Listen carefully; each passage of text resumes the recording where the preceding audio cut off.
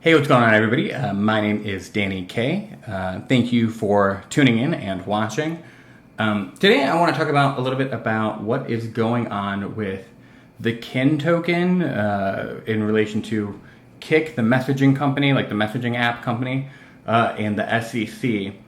And basically, what is going on with the case for the securities violation, how it got to the point that it is today, and why this has an impact on the whole cryptocurrency space as a whole.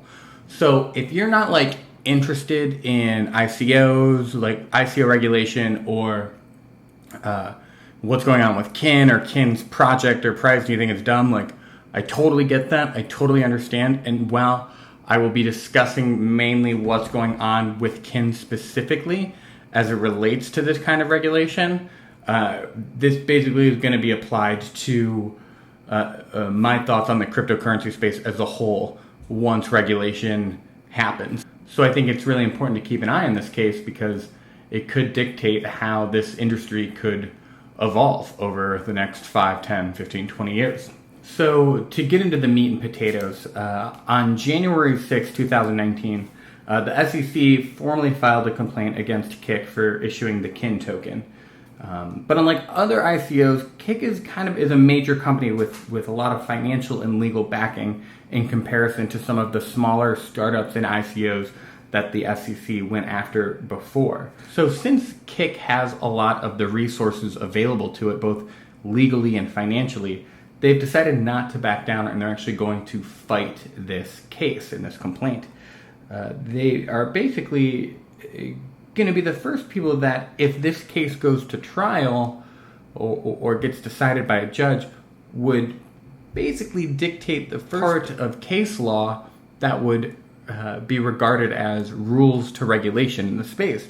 And that's why it is very important to watch and see how this goes, and hopefully it'll go in our favor. In our favor, meaning in cryptocurrency industry's favor. So the SEC basically alleging that from May to September of 2017, KiK offered and sold 1 trillion Kin tokens to more than 10,000 investors worldwide and raised about $100 million in doing so, with over half of those investors coming from the United States. In doing so, and not registering with the SEC and providing proper consumer disclosure information, the Securities Exchange Commission basically said that they violated the Securities Act of 1933. And if KiK is found to be in violation of the Securities Act, they could face penalties up to a complete cease and desist of Kin, the token, and the project altogether, mandatory payback to all the initial investors, as well as paying a pretty hefty fine. I think it's somewhere up to $250,000 to the SEC. So there's a lot of quote-unquote facts that the SEC laid out in the complaint that they filed against KiK, some of which is very interesting to read, but the SEC claims that KiK faced financial crisis as fewer and fewer people were using their messaging app overall, stating that from 2016 they had 10 million users, and 2017 they had 6 million users. So they decided to pivot from this messaging app and implement this tokenized strategy and ecosystem into their messaging app in hopes to generate new revenue. And in fact, they even say that a KiK board member called it a Hail Mary pass in terms of trying to turn around the revenue profits at that company. They also noted that KiK had been struggling in terms of monetizing their platform in the first place to begin with. This, along with a number of other reasons listed below, is basically why the SEC is saying that they violated the Securities Act and that they essentially misled investors into their true intentions and motivations for releasing this token. However, as you may know, this isn't the first ICO that the SEC has gone after. I think the two most notable ones were, and they're kind of like low market cap coins, was AirFox, or the Air token, and Paragon, which I believe was a coin centered around the cannabis industry. Funny enough, the Paragon coin settled with the SEC And in that settlement, they basically will allow to resume business and resume the project if they, one, registered their business with the SEC and registered it as a security, two, paid a $250,000 fine to the SEC, and three, allow the opportunity for all investors prior to October 15th, 2017, which was the ICO date, so essentially the initial investors, a full refund of the purchase price of the coins that they bought if the investor wanted to. Of course, the investor could also keep and hold on to these tokens as well if they thought that there was going to be value in it. And they basically thought that this was somewhat of a positive outcome, I suppose. At least the Paragon Coin spun it that way. They basically said, we're really happy that we got settlement this way. This is going to lead us to focus our energies towards building a better project and moving forward. And then what kind of followed was, in my opinion, a lot of chicanery and shenaniganery, as one would say, because you saw a paramount of just pump and dumps of the token, seeing it rise up very high, very fast, and coming back down. Looks like there was a lot of wash trading being done with the token, and I think even on one Russian-based exchange, the price went up as high as 68,000% or $10, which normally the token trades between, I think, on average, I can't remember if it's 3 cents or 30 cents, but much, much lower. So you saw this whole weird, in my opinion, attempt at an exit strategy by the people from the coin to kind of cash out as much money as they could.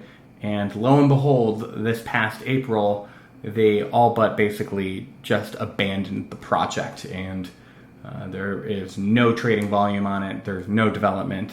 There's nothing. It's basically dead. The same thing kind of happened with AirFox or Air Token. In terms of the settlement, they basically just said, oh, okay, well, we'll pay the fine and walk away. There wasn't really much news on it. But that is, for all intents and purposes, also a dead project. So you're probably asking yourself, okay, well, if that's what happened to those ICOs, why wouldn't it happen to Kin, right? Because it's an ICO, they violated the same laws, they're going to have to basically do the same thing.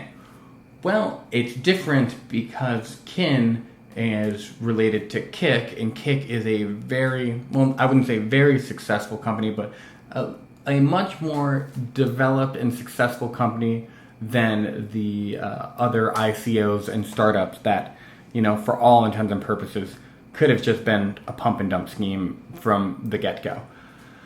So with that and the fact that KiK and Kin have this kind of history, they've decided that they're not going to back down, and in fact they're actually going to fight the case in the accusations that they are in violation of securities laws. And they haven't done so quietly. As a matter of fact, they've even started, it's called the Defend Fund, where they raised, I believe, somewhere around the nature of $5 million to go towards their legal fund and legal cost in fighting this against the SEC, which I think is honestly asinine that it's going to cost over $5 million for a company to then say to figure out whether or not they're in violations of a law, right? That just goes to show you how kind of messed up I feel like our regulation and legal system are, but that is another story for another day. But they did develop this thing called the Defend Fund. There is a lot of heavy hitters in the space that are part of it and that are also backing Kin and in supporting them. People like the Blockchain Association, Shapeshift, Mazzari, XRP Capital. And I think it even should be noted that at one point Coinbase was in support and part of the Defend Fund. And while the funds are held in Coinbase custody, they have decided they needed to pull back their at least public appearance of support for an undisclosed reason. And I imagine it's probably because they are trying to work with regulators to basically make sure that they're in the clear with their exchange and that they can, you know, keep doing business as usual and grow how they want to grow. But that being said, it is very interesting to see and it's nice to see actually this kind of coming together over a larger issue within the cryptocurrency space. We see a lot of this kind of tribalism between projects and coins, and the XRP moon boys versus the Ethereum people versus the Bitcoin maximalists and so on.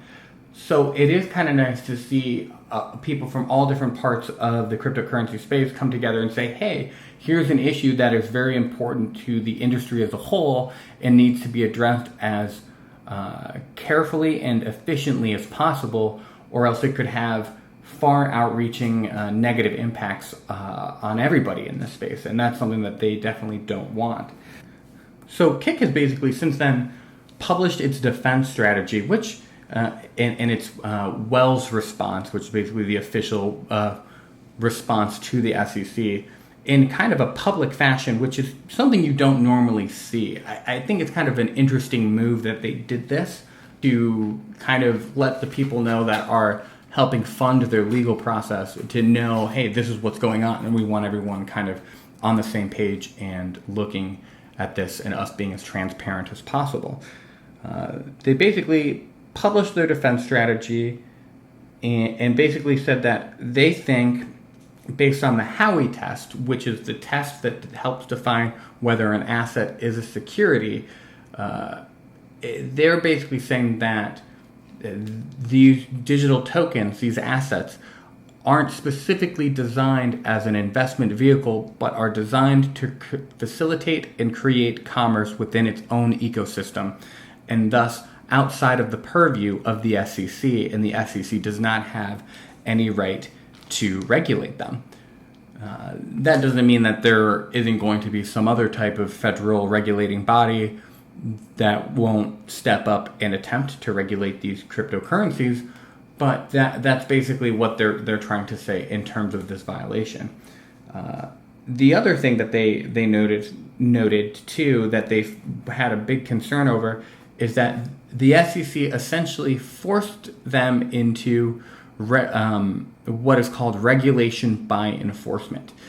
They're basically stating that time and time again, people in this space have been asking for guidance, have been asking for regulation, and they have been dragging their heels. And they've been, and by they I mean the SEC has been dragging their heels and not giving clear guidance or rules in terms of how to navigate not only the ICO space, but the cryptocurrency space as a whole, in terms of taxes, laws, regulations, issuance, all those things. So they're really concerned about this regulation by enforcement factor and think that it is unfair to prosecute these people and prosecute this company when there was no real regulation or guidelines set forth in the first place.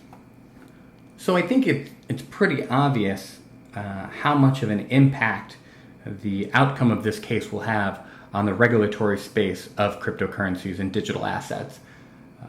It has far-reaching implications throughout the space, not just in ICOs, not just in airdrops, but also could begin to see the start and shaping of actual digital asset laws and policies that need to be followed.